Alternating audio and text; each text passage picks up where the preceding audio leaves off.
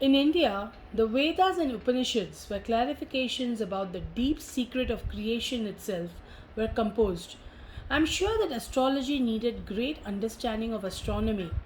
So it is with geology, metallurgy, and even textiles. You get my drift? Despite all this, why are we so backward in our scientific and technological achievements today? The external forces that attacked and enslaved us for mere centuries could clearly not have been the only reason for the near obliteration of this millennia old collective capability. What gives? Okay, there is a misunderstanding of cause and effect in the question you've asked, and I understand why, because several people have that same misunderstanding. The point is, it is in the nature of that which goes up for it to come down.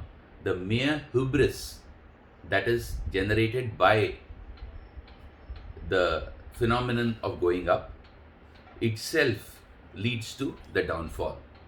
You can see it's not just in India. There was a Greek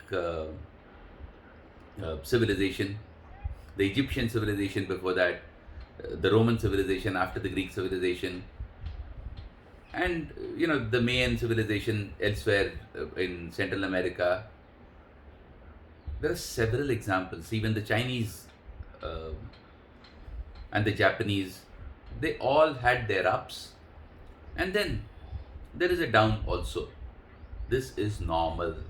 The same has been true of how things were in India. Therefore, thinking that the external aggression and the enslavement etc that happened is the reason for this downfall is completely wrong. The downfall happened, and as a result it was possible for external forces to come in and occupy and enslave etc. And the point here to understand is exactly this: however exalted you may be, you may see yourself, there is always going to be some kind of quote unquote downfall. Sometimes this one single thing could obliterate everything else and then split into pieces and eventually see its downfall. But as to see its downfall, that is the nature of time. Nothing that gets built up can stay that way forever.